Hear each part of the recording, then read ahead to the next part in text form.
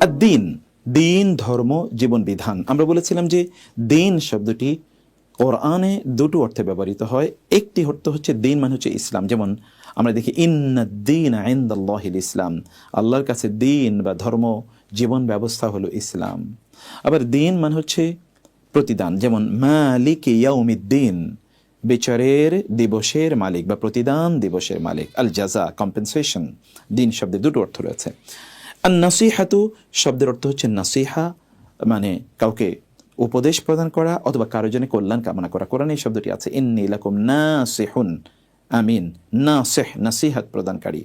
ওকে, আদ-দ্বীন one নাসিহা।